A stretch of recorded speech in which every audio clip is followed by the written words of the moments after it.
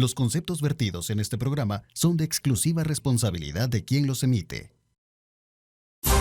Lideramos el camino de la opinión pública y buscamos que la cultura del debate alcance consensos y soluciones a los problemas de nuestro país.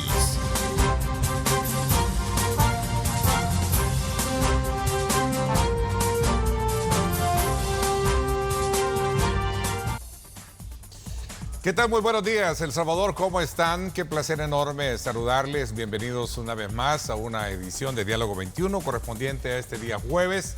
Estamos ya en la parte más álgida de todo lo que es el periodo vacacional y por supuesto también ya en la parte más elemental del periodo de Semana Santa, especialmente en cuanto a la celebración religiosa. Sin duda alguna, hoy vamos a dedicarnos a estudiar todos aquellos aspectos que rodean el quehacer, el rol de la Iglesia Católica frente a los temas de país, tomando como punto de referencia esta fecha tan importante. Así es que desde ya a usted le damos la más cordial bienvenida. A continuación les presento el siguiente informe.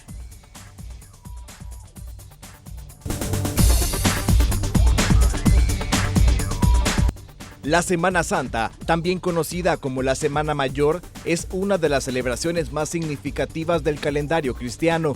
Durante estos días se conmemoran los momentos más trascendentales de la vida de Jesucristo, su pasión, muerte y resurrección.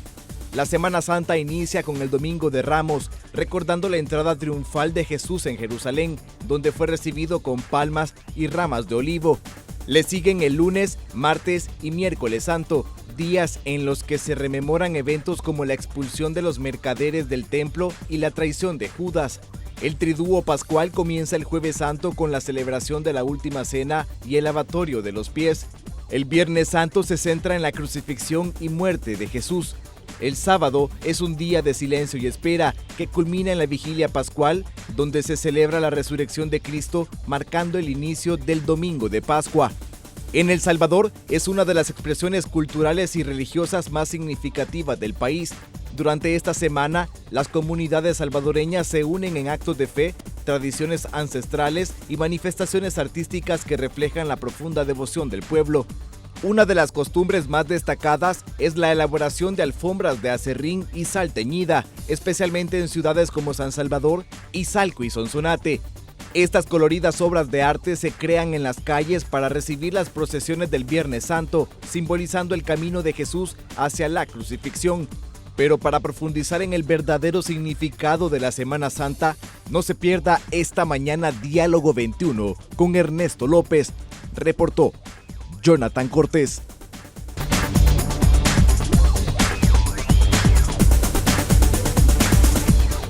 Bien, muchísimas gracias a Jonathan precisamente por esa fase introductoria de lo que vamos a tratar este día. Quiero darle la más cordial bienvenida al padre Edwin Baños, sacerdote y comunicador de la Iglesia Católica. Bienvenido, ¿cómo está, padre? Bien, gracias a Dios, Ernesto. Buenos días y buenos días a todos los que nos sintonizan en esta mañana tan importante. Iba a decir en la cintura de la Semana Santa, pero ya estamos en jueves, que es lo más importante en la celebración que tenemos del Tríodo Pascual. Bueno, sin duda alguna es un hecho que trasciende un eje religioso, vacacional, pero que sobre todo de muchas actividades litúrgicas que tiene la Iglesia Católica, ¿no? Jueves Santo, ¿sí? Debe ser este periodo celebrativo, porque nosotros lo que celebramos, litúrgicamente hablando, es la pasión, la muerte y la resurrección de Cristo. Estamos hablando de celebración litúrgica, donde entramos a la reflexión de la palabra de Dios y donde entramos también al alimento que necesita nuestra alma, que es el cuerpo y la sangre santos de Jesús. Antes de comenzar en esto, me gustaría, para hacer el programa completo, recordar lo que hemos vivido en el Domingo de Ramos, esa procesión donde vamos aclamando con vivas la entrada triunfal de Jesús en Jerusalén. Ya lo hemos vivido y hemos escuchado la pasión. Durante los 3 años que son ciclo A, B y C, reflexionamos ese domingo, ya sea el Evangelio de San Mateo, de San Marcos o de San Lucas, que este año ha sido el Evangelio de San Lucas porque estamos en el ciclo C. Y el día de mañana, viernes, vamos a reflexionar la pasión según el Evangelio de San Juan, que es un poco más prolongada y tiene una serie de detalles que los evangelios sinópticos no recogen, pero que son tan importantes. Padre, el periodo de vacaciones, como lo dije en un principio, se sitúa, la Semana Santa, la celebración litúrgica, se sitúa y se combina con un periodo vacacional. Digamos, si logramos sopesar ambas situaciones coyunturales, podríamos, hacer digamos con certeza, una evaluación de esa necesidad también de dar cobertura espiritual a muchos que sin duda alguna como sociedad nosotros requerimos. Sí. Particularmente. Yo me quería apartar de lo vacacional, ¿no? Sí. Y quería entrarme en lo celebrativo, pero ahora que me lo reiteras, yo pienso que tiene un gran significado en el hecho de que el descanso es un cambio de actividad. Porque cualquiera puede decir, ir a las celebraciones, hacer sacrificio, eso me puede resultar más cansado que estar en mi trabajo, ¿no? A que perfectamente puede justificarlo. Si estoy de vacación, tengo estos días libres, lo que yo necesito es playa, o lo que yo necesito es montaña, o hamaca, descansándome en mi casa todo el tiempo que yo necesite. Pero la vacación, el descanso, tiene que ser un cambio de actividad. Y cuando nosotros somos personas de fe, vivimos la fe, celebramos.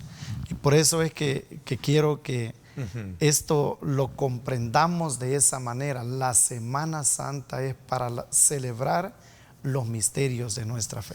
Y es justo precisamente el propósito o el enfoque con el cual yo quería hacer un poco el comparativo y ver marcada la diferencia o el complemento, porque muchos a lo mejor también vemos el periodo de Semana Santa como volcarnos precisamente a ese descanso espiritual que necesita una sociedad como la nuestra, sí, ¿no? Y especialmente de jóvenes. Fíjate que me ilumina más ya esta tercera pregunta, porque uno puede pensar en un descanso o reposo físico y en un descanso o en un oxígeno que necesite nuestra alma, como reencontrándonos con Dios y reencontrándonos también con nosotros mismos.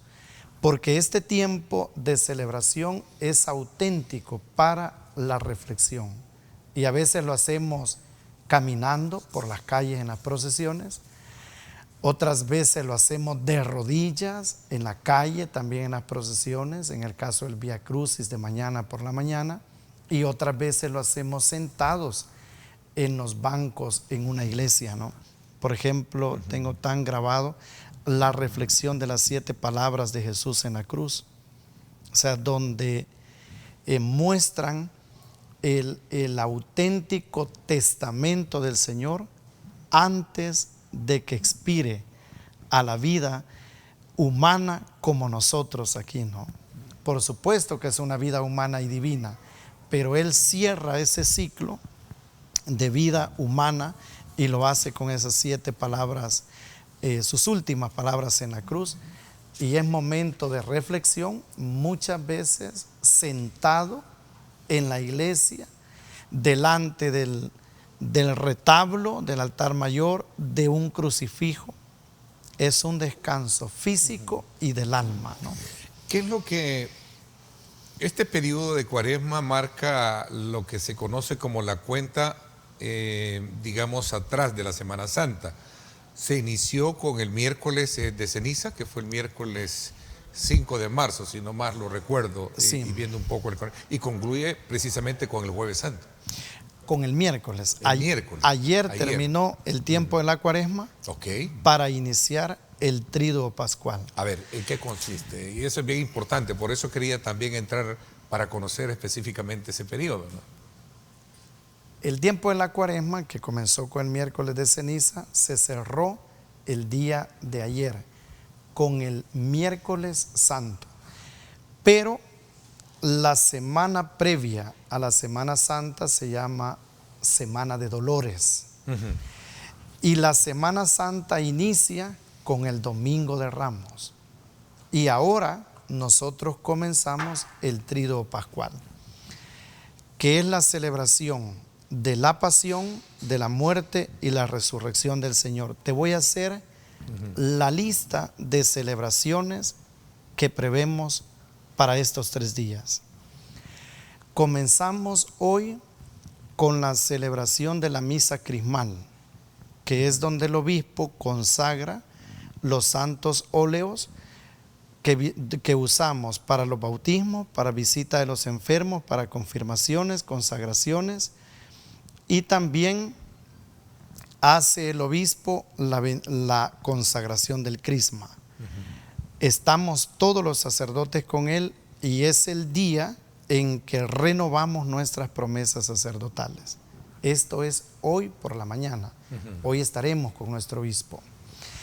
Y por la tarde tenemos la celebración de la famosa misa del lavatorio de los pies, que es donde normalmente, ya sean niños, jóvenes o adultos, 12 personas, que con ese gesto visible el sacerdote baja del altar y hace el lavatorio de los pies. Y se conmemora en esta misa 3 misterios: la institución de la Sagrada Eucaristía, la institución del sacerdocio y el mandamiento del amor. Hoy no impartimos la bendición. La vamos a impartir hasta el sábado al final de la vigilia pascual. Continúo. El lavatorio de los pies. El lavatorio de pies. Sí. Ese es un acto litúrgico que trasciende muchos aspectos. ¿Para quién? ¿A quién se le lava? Independientemente de su condición. Sí, se hacía antes solo con personas adultas y hombres. Pero conforme ha pasado el tiempo, el Papa Francisco especialmente ha dicho que en esos apóstoles, como es una representación, sí, claro, es un acto litúrgico, él ha dicho que puede ser como variado el grupo, tanto de mujeres, niños, jóvenes, religiosas. Entonces, vaya, por ejemplo, él, Ernesto, desde que comenzó su pontificado, la misa del lavatorio de los pies la iba a celebrar, ¿no? En una cárcel. Y él le lavaba los pies a los reos. Es un gesto también de caridad. O sea, nosotros también estamos llamados a visitar a los encarcelados, ¿no? Es el capítulo 25 del Evangelio de San Mateo, ¿no? Que nos manda. Ha habido hechos significativos en el país en el pasado, incluso de sacerdotes, incluso con pandilleros, ¿no? Sí, yo quisiera hacer esa aclaración porque hay una foto especialmente de Monseñor Fabio Colindres, como que se viraliza cada vez que se habla del tema de la tregua. Pero se hace ver como que nosotros estuviéramos bendiciendo el pecado, como aceptando el delito. A un asesino. Efectivamente, cuando no es así, sino que es un gesto litúrgico donde todos somos pecadores, obviamente de pecados a pecados y de delitos a delitos, pero una obra de caridad también en un gesto litúrgico. Uno no sabe, Ernesto, la conversión que una persona puede experimentar al ser lavado por los pies. Estoy diciendo conversión del corazón, no estoy diciendo perdón de sus delitos, ni excarcelamiento, ¿no? O sea, yo solo estoy diciendo una transformación interior del corazón a alguien que se elija. Imagínate en la cárcel, ¿quién se puede imaginar que puede ser parte de un acto litúrgico sagrado de esta naturaleza? Interesante ese punto de aclaración. Día viernes, para seguir un poco con el calendario, voy a hacer una pausa y regresamos un poco más. Luego vamos a adentrarnos también a ver el abordaje de otros temas de país desde la perspectiva de su persona y también institucionalmente de la Iglesia Católica como tal. Voy a la pausa, no me cambie, regresamos con más.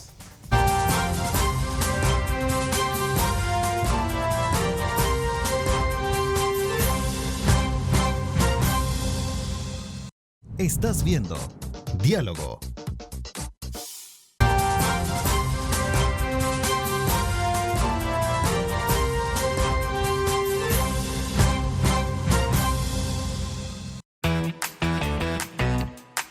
Este programa es presentado por Café y Alimentos Rico, donde la palabra es calidad.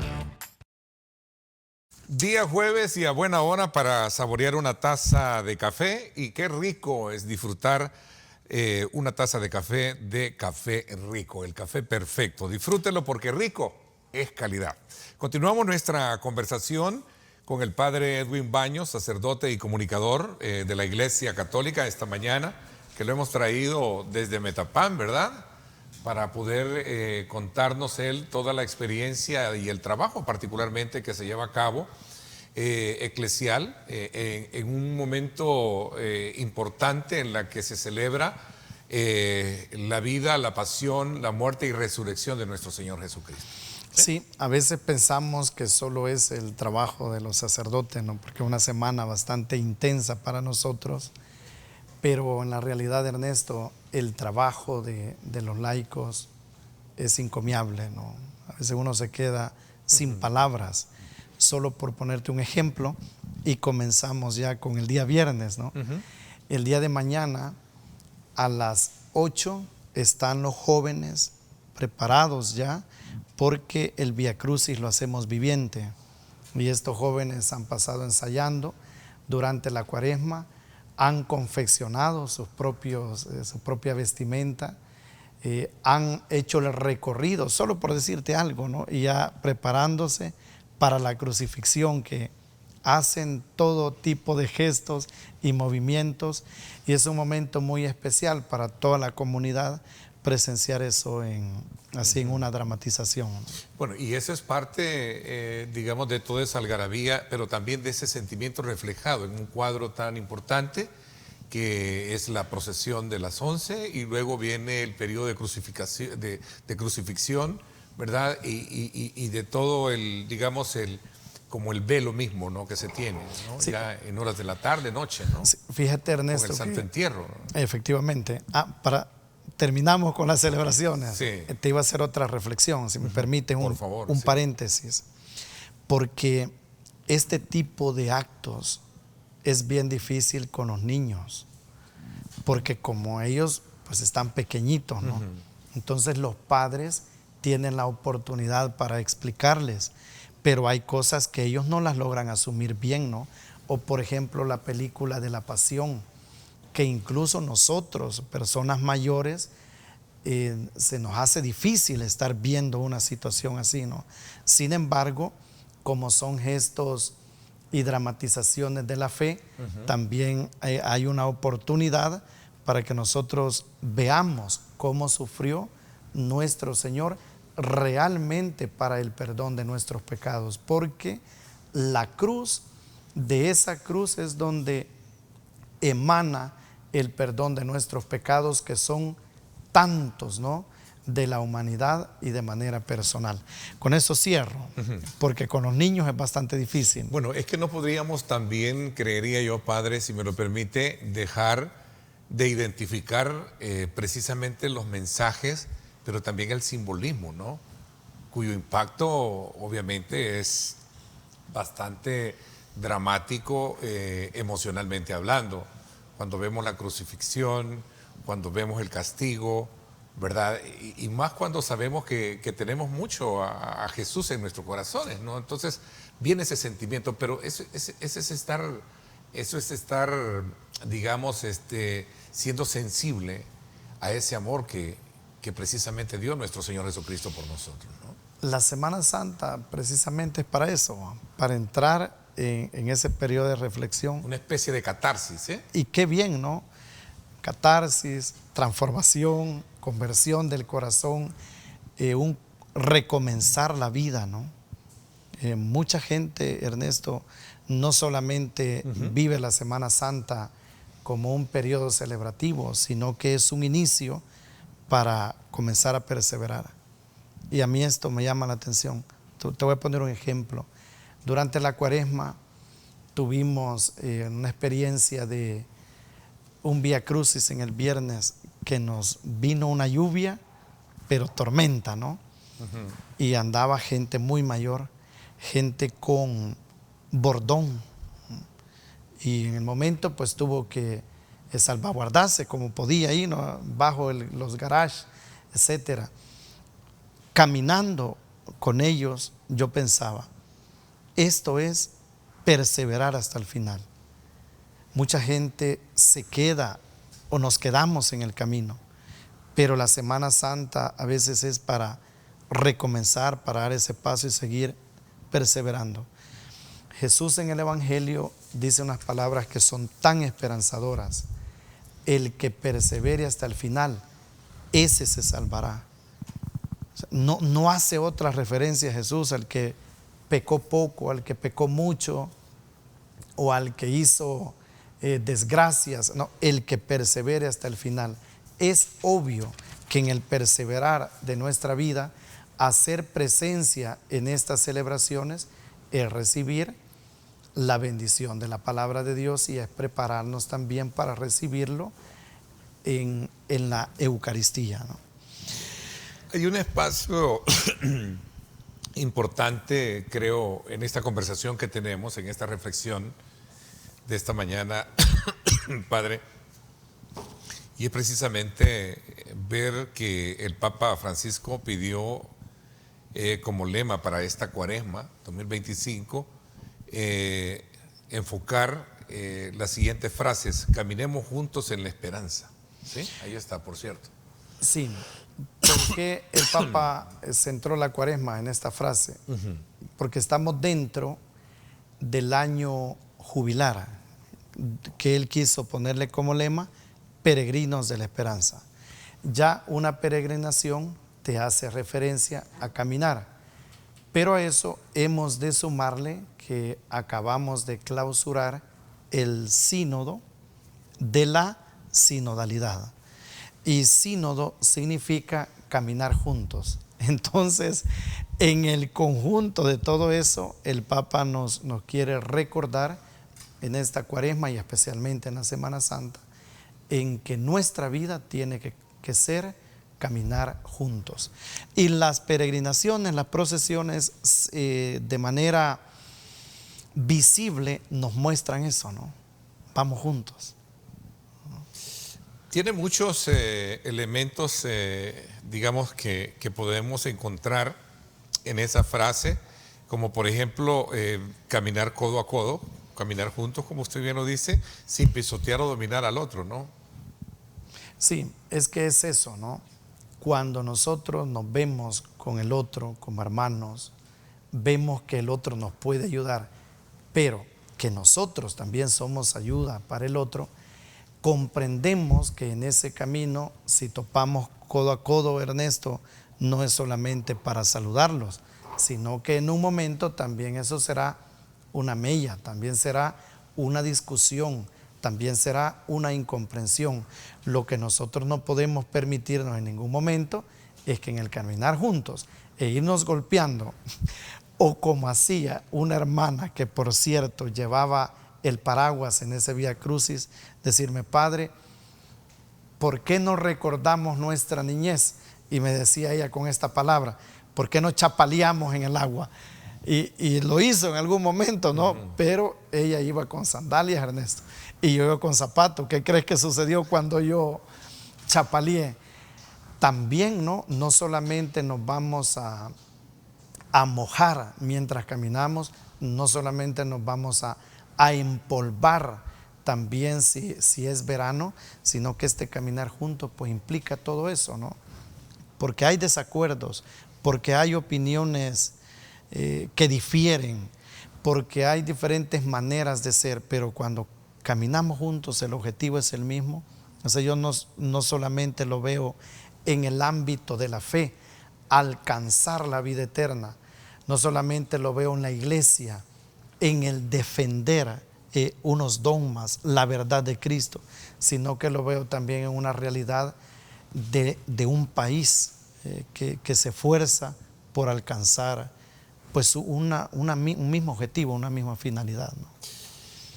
¿El pueblo camina de la mano de la iglesia o la iglesia camina junto a su pueblo? Tendría que ser identificado todo, ¿no? Ambas cosas. Sí, porque probablemente en esta pregunta tú estés identificando iglesia con el clero y estés pensando en la feligresía como pueblo, pero esa diferencia no existe, sino que somos un solo cuerpo, donde el cuerpo tiene su cabeza, el cuerpo tiene sus brazos, el cuerpo tiene su corazón, el cuerpo tiene sus pies. O sea, no, por eso no podemos como diferenciarlo, ¿no? Okay. Vamos juntos. Digo esto porque hemos estado, y yo creo que ya vamos a hablar un poquito, ya de manera un poco más pragmática, ¿no? En ese papel que sin duda alguna la iglesia juega hoy en día. Esta situación difícil que ha estado afrontando el máximo jerarca de la iglesia católica, el Papa Francisco, con su enfermedad, ¿no? De alguna manera también llama a la atención el ver que muchos estaban pendientes precisamente de su estado de salud, porque saben que es el que acompaña ese momento solidario al pronunciarse contra X o Y situaciones. Hoy más que nunca Europa enfrenta guerras en Ucrania, etcétera, ¿no? Situaciones en el Medio Oriente, por ejemplo. Creo que todos estos son elementos de juicio que conllevan a ver también a una iglesia católica, en el caso muy en particular en nuestro país, cómo camina de la mano de ese pueblo que, si bien es cierto, pasa por momentos de reflexión como el que estamos hablando, pero también de un acompañamiento y una solidaridad en momentos difíciles, situaciones económicas, situaciones a lo mejor, hoy el tema de la seguridad, que también sigue siendo motivo y circunstancia de debate en algunos aspectos, y otras áreas que también están ahí, por ejemplo, ¿no? Sí, es que pienso, por ejemplo, en el Papa Francisco. A todos los católicos nos une la fe, la fraternidad, el cariño. O sea, el Santo Padre es el sucesor de San Pedro, es el vicario de Cristo, es el siervo de los siervos, es la cabeza visible de la iglesia en el mundo, ¿no? Entonces nos une todos. A mí me gustaría como que pensar, ¿qué nos une al Papa? Como que está enfermo, vamos a hacer una colecta. No, en absoluto. El Papa está enfermo y nos unimos todos en oración. O sea, de Roma y en el mundo entero, ¿no? Las diferentes conferencias episcopales en todo el mundo, pues pensando en el Santo Padre, ¿no? Interesante. Aquí ya regresamos y nos vamos a concentrar un poco en el siguiente bloque a ver ese papel de la Iglesia Católica, recientemente muy activa con este tema de expresión social en rechazo precisamente de temas como por ejemplo la minería y otros que están por ahí. Quisiera hacer este abordaje, voy a hacer una pausa comercial. Gracias a usted por estar con nosotros. Regresamos. Este programa fue presentado por Café y Alimentos Rico, donde la palabra es calidad.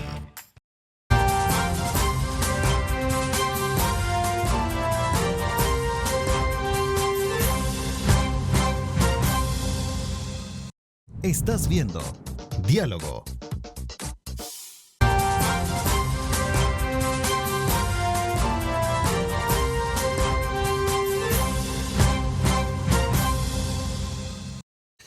Bueno, gracias nuevamente por estar con nosotros a esta hora de la mañana. Agradecemos de usted que nos sintoniza en este periodo vacacional.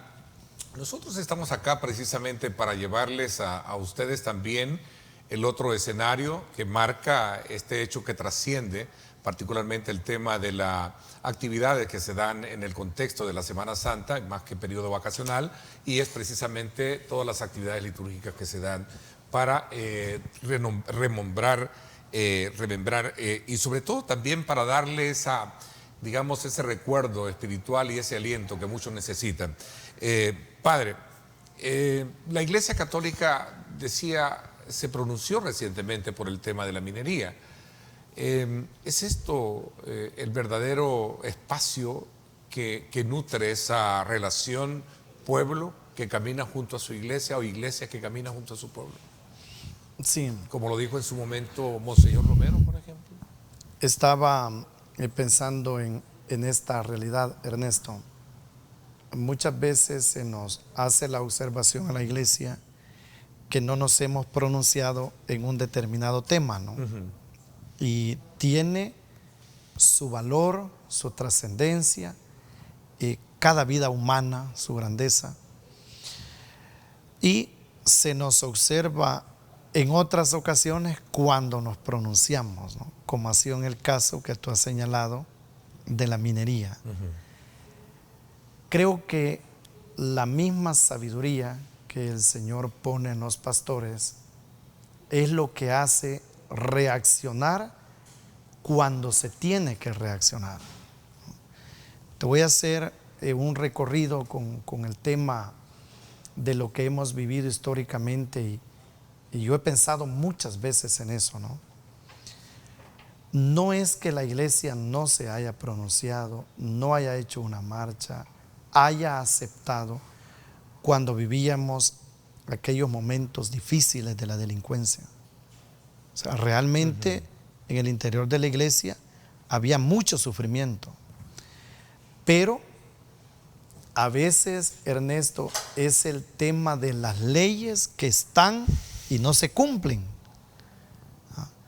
Y en el caso de la minería, lo que se aprobó en el 2017, que era la prohibición de la minería, fue una búsqueda que la iglesia hizo porque vio que había mucha contaminación con la explotación minera. Entonces la iglesia trabajó para que legalmente eso se prohibiera. Entonces, contra las capturas porque alguien tenga asociaciones ilícitas, capturas porque alguien haya cometido un homicidio, capturas porque alguien sea un extorsionista, si no las hubieran, seguramente la iglesia se pronunciaría para que hubiese ese tipo de leyes donde protegiese a la población. Es lo que ha sucedido con el tema de la minería. Como se deroga esa ley, significa que queda nuevamente aperturada y que la contaminación masiva llegará nuevamente al país. Entonces ahí es donde la iglesia, con sus medios, con lo que puede, con lo que tiene a la mano, hace su pronunciamiento. Con este tema no, porque se dijo mucho, se habló mucho, se especuló mucho, que podría haber una iglesia dividida porque unos a lo mejor estaban de acuerdo y otros estaban en contra. Por ejemplo, usted en su momento dejó entrever su visto bueno. Digamos, beneficio a la duda. Su ¿no? beneficio, o con beneficio de la duda. Sí, fíjate que no dividida, pensaría yo.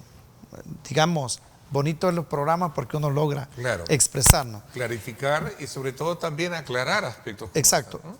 Yo no pensaría dividida, sino esa prudencia, ese beneficio de la duda, esa paz y tranquilidad que se respira en muchos lugares de nuestro país, por no decirlo en todo, es donde a veces a algunos pastores, y pienso en sacerdotes, en párrocos, como que no ven esa necesidad o no ven esa urgencia o no lo ven como a la vuelta de la esquina.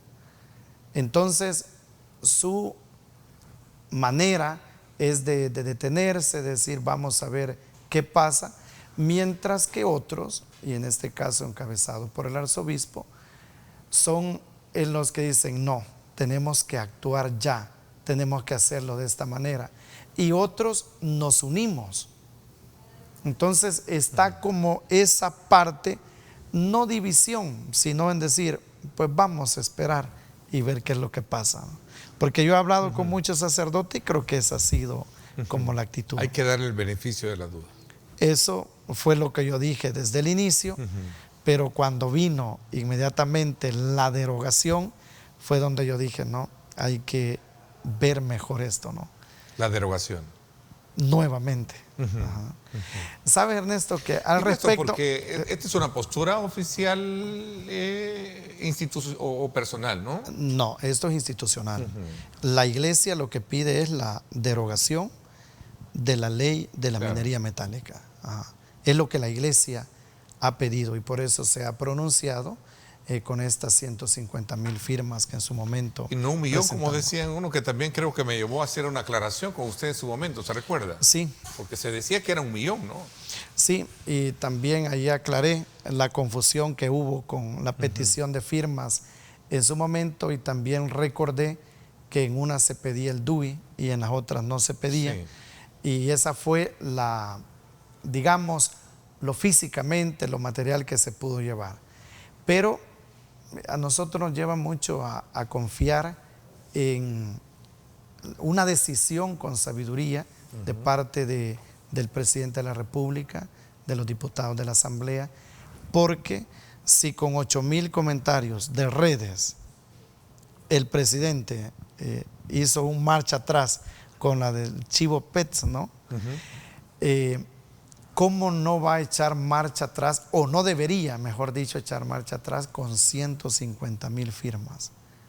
Cuando hay mucha gente que no ha tenido la oportunidad de manifestarse firmando porque de repente no le llegó a sus oídos o a facilitarle para que firmara. Tiene que ser mucha más gente. Y a la fecha, Padre Baños, ¿ha habido eco? ¿Ha habido algún impacto? Yo diría que han habido 2 acciones. Primero, el silencio de la Asamblea Legislativa. Y lo dijo el arzobispo. Un silencio de ellos o la no respuesta de ellos para nosotros va a ser una respuesta. Eso es uno. Y segundo, lo que el presidente de la República pronunció en la inauguración del Sur City 2, Sí. donde él dijo, no quieren minería. O sea, como su papá con sus hijos caprichosos, no quieren minería. No tenemos petróleo, no tenemos gas, no tenemos ninguna otra, digamos, metal o lo que sea, otra riqueza del país que podamos explotarla para a los mercados internacionales, y dice, y no quieren minería. Eso se deja leer entre líneas que no va a proceder. Y yo quiero verlo eso con mucha esperanza. Bueno, yo creo que hay un aspecto importante en ese tipo de pronunciamientos y en la lectura que uno puede darle, porque a mí inmediatamente también tuve a bien cuando escuché ese discurso, Sí. Inmediatamente dije yo, ahí hay algo. Sí, ¿no? es que el presidente Aunque en no... política no hay nada escrito. Exacto, pero el presidente pudo haber guardado silencio sobre la minería en ese discurso. Sin embargo, lo dijo. Entonces esperaríamos que aunque esa ley esté, no se proceda. Lo ideal sería derogación de la ley. Pero si eso es contraproducente con los mercados internacionales, con los bancos que dan los préstamos, si eso es contraproducente para el país, la inestabilidad o la inseguridad jurídica que ponemos y quitamos y que quitamos y volvemos a poner, pues yo no le vería ningún problema. El tema es que no se haga la explotación minera porque a nuestro país lo contaminaría. Ok, veamos el otro lado de la moneda, de aquellos que piensan que sí se puede. trabajar un proyecto de esta envergadura teniendo como punto de referencia ciertos parámetros que tienen que ver con cuidar el medio ambiente, con la utilización de ciertos minerales no contaminantes y otros aspectos que a lo mejor desdicen un poco del impacto que en su momento tenga, aunque como bien lo decía el mismo presidente en su momento, lo dijo en el oriente del país, no en esa ocasión, él dijo todo contamina. Sí, efectivamente, todo contamina y la explotación minera contaminaría muchas veces más. Y luego con el tema de una muerte lenta pero segura y con una población en muy poco territorio, yo creo que eso es lo que tiene que ver el presidente y el pronunciamiento de la iglesia en ese sentido creo que ha sido muy claro. He tenido la oportunidad, Ernesto, de hacer recorrido por el interior del país. Recientemente he visitado San Sebastián en San Vicente, unas comunidades, y he visitado también Santa Cruz, Analquito. O sea, son y he logrado palpar in situ todo el impacto sí, que esto lo tiene. que yo quiero decir al respecto es que hay sobrepoblación. Okay. O sea, tú no te encuentras en el territorio salvadoreño extensiones donde no te encuentres una casa, ¿no? Y en el centro de esa discusión está apostarle al país con una oportunidad de desarrollo económico que saque de pobreza a muchos. Hablemos del tema de la pobreza. ¿Cómo lo ve desde ese punto de vista, ¿no? Corriendo bajo esa línea de acciones que se pueden generar para que el país pueda superar esos indicadores de pobreza. Hablamos del tema de la educación, por cierto, este año se ha hablado muchísimo del tema de la deserción escolar y otros aspectos que también están por ahí. Voy a hablar de esto, pero voy a una pausa y regresamos con más. Quédese con nosotros.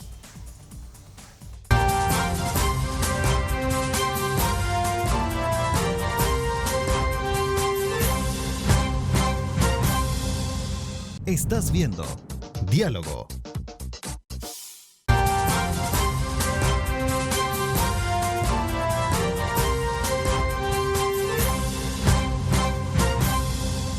Bien, muchísimas gracias por estar con nosotros. Vamos a ir corriendo en el tiempo, pero no puedo pasar por alto también agregar otras lecturas precisamente del tema que tiene que ver con el desarrollo del país. Y al hablar de desarrollo hablamos de apuestas como el poder de alguna manera sacar del letargo a indicadores de pobreza que son desde luego muy altos y que se han venido desde luego a través de políticas públicas midiendo los alcances que estas han tenido. El tema de la violencia, que gracias a Dios pues ahora creo que hemos logrado superar un poco este tema, o quizás mucho, pero sigue siendo el país un indicador, el tema de la pobreza bastante fuerte, el tema de la migración. Yo le ponía el ejemplo de la deserción escolar, por ejemplo, caso sí, específico. Son varios temas los que se abordan aquí, lo que me has dicho. Pero veamos la pobreza en nuestro país en dos ámbitos. Esa pobreza económica que está muy extendida en buena parte de la población, donde muchos hogares no llegan ni siquiera a un salario mínimo. Difícil, ¿no?, poder sobrevivir. Pero está la otra pobreza también, y es la educativa, ¿no? Hablamos de niños que salen de las escuelas, no van a las escuelas, pero también vemos niños que, además de que no quieren estudiar, no se les da la facilidad para estudiar. O sea, por ejemplo, los que les quedan lejos los centros educativos, ¿no? O los niños que a causa de una pobreza material no tienen ni siquiera para comer y poder trasladarse con energía, ¿no?, sino que permanecen en su casa a expensas de una remesa de los Estados Unidos o de el trabajo poco y muy mal remunerado, como puede ser de la agricultura o la ganadería. Entonces todo eso lo vemos en este ámbito de la pobreza. Esa es una de las causas también, como lo señalas, Ernesto, de la migración. O sea, no quiero hacer más eco, pues, pero se viralizó una frase de un comentarista hace poco que llamaba muertos de hambre, ¿no?, a los que están en el exterior, en otros países, ¿no? No solamente en Estados Unidos. Y a mí me llamó la atención que él dijera eso, pero más me llamó la atención cuando explicó, ¿no? Yo creo que lo logró. Yo quiero, dijo, que se den cuenta del drama que vivimos. Y por eso dije esas palabras. Porque si lo digo con otras palabras, nadie me va a comprender lo que quiero decir. O sea, y creo que su frase dura en su momento, pero en un contexto. Aclaró que la dio en un contexto. Efectivamente. ¿Sí? Yo creo que todos los salvadoreños nos sentimos tocados. Porque yo tengo 2 hermanas en los Estados Unidos, ¿no? Entonces no es que se fueran porque no tenían que comer necesariamente. Sí, pero en busca de un mejor futuro, ¿no? Tanto para ellas como para sus hijos. Entonces, ¿por qué tenemos que buscarlo en otros países, ¿no? Tengo el caso también de un joven que hace poco me decía y me impactaba, ¿no? Con el tema de la migración. Padre, yo nunca he pensado en salir del país.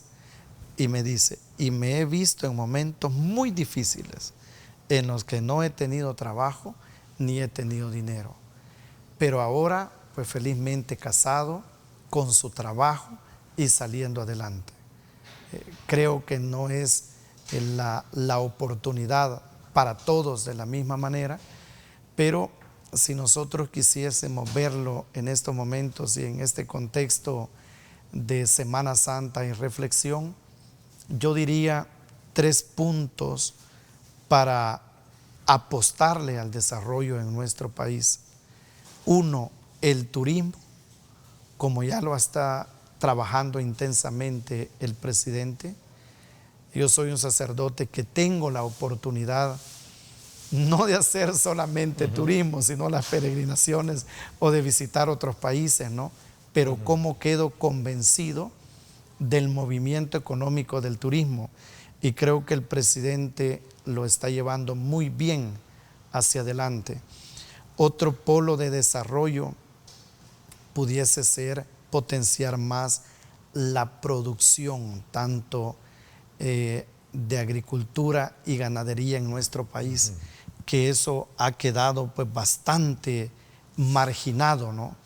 Y la otra apuesta para desarrollo, yo casi le mandaría este mensaje directo, ¿no?, al presidente, probablemente esté de vacación, pero el tema es la educación.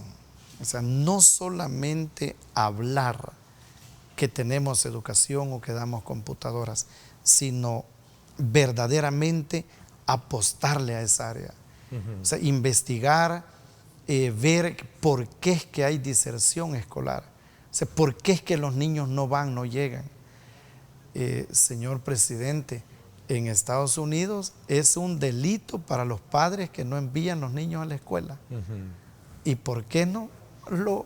¿Por qué no pensar en...? ¿Por qué no lo tipificamos como delito también nosotros aquí en el país? Que los niños tienen que ir a la escuela, pero hay que facilitarles. Pero si no tienen padres, pero yo no quiero buscar al padre, ¿no? Porque hay mucha digamos, familias disfuncionales en esa parte, ¿no? Bueno, pero tiene que ser el padre, la madre, tiene que ser el abuelo, tiene que ser el responsable, ¿no? Y el gobierno, no se supone que hay educación que el gobierno debe facilitar en las escuelas públicas. Entonces, ¿qué hace un niño si no está enfermo a las 9 de la mañana en casa o levantándose a las 10 de la mañana? O sea, hablaba con una maestra hace poco y me dice, mire padre, ¿por qué ahora tenemos que hablar de esto de la infancia 1, 2 y 3 o de años de 3, 4, 5 y 6 y la motricidad de los niños? Ah, mire, porque antes, me dice, nosotros, aunque parezca lo de un candidato, ¿no? Mira, antes nosotros jugábamos capirucho, jugábamos yoyo, jugábamos a la chinta, jugábamos arranca cebolla, ya teníamos eso, ¿no? Pues ahora se tiene que facilitar. Entonces, tiene que renombrar de nuevo esa parte importante, emocional, especialmente en los niños. Pues sí. En esa nueva juventud. Así es. El tiempo se nos está yendo. Conclusiones así breves de lo que el mensaje pastoral. Sí, gracias Ernesto. Hay que seguir viviendo estos días de la Semana Santa intensamente. Nos faltó tiempo, mejor dicho, para hablar de la actividad religiosa de mañana, que son los santos oficios, a las 3 de la tarde. Los invito a vivirlos, es maravilloso. Y sobre todo, la vigilia pascual, que es la celebración que viviremos el sábado por la noche, donde celebramos la triunfante resurrección del Señor. Somos una sociedad cristiana, creemos en la vida, defendemos la vida, y la vida verdadera nos vino desde la resurrección de Cristo. Dios los bendiga muchísimo. Gracias, le agradezco muchísimo, Padre, el que nos haya permitido tener esta reflexión este día. Muchísimas gracias. Le agradezco mucho a todos ustedes, y cada uno quédese desde luego con nosotros, con nuestra programación. Gracias, pásenla bien, y como siempre recuerden lo más importante: amar a Dios sobre todas las cosas. Lideramos el camino de la opinión pública y buscamos que la cultura del debate alcance consensos y soluciones a los problemas de nuestro país.